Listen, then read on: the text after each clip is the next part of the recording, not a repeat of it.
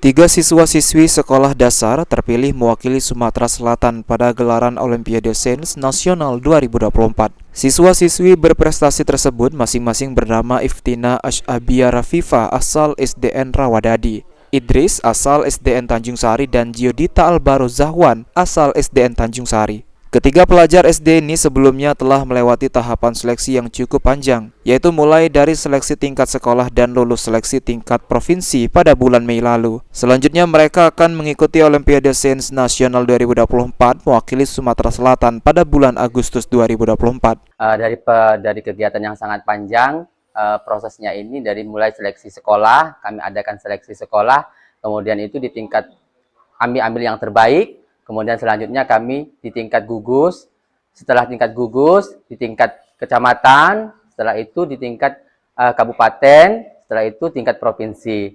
Jadi dari proses yang panjang itu luar biasa sekali. Tentunya anak-anak ini juga untuk menghadap ke nasional, kami juga tidak diam, kami juga tetap berusaha, belajar untuk menjadi yang lebih terbaik. Jadi setiap hari mulai diumumkan kami akan maju ke tingkat nasional, anak-anak kami siapkan khusus pembina khusus baik IPA maupun matematika. Diharapkan adanya 3 siswa yang lulus mewakili Sumatera Selatan dalam Olimpiade Sains Nasional ini dapat memicu siswa-siswi dan juga sekolah yang lain untuk dapat menoreh prestasi di masa depan.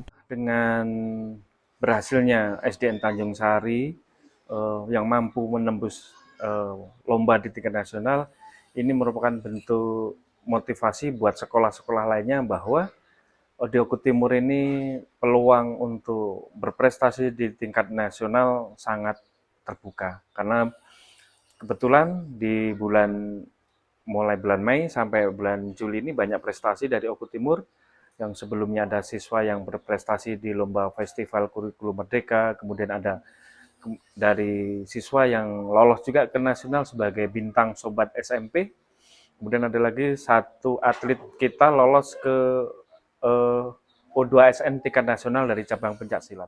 Elvandri Jeffriyadi, PAL TV.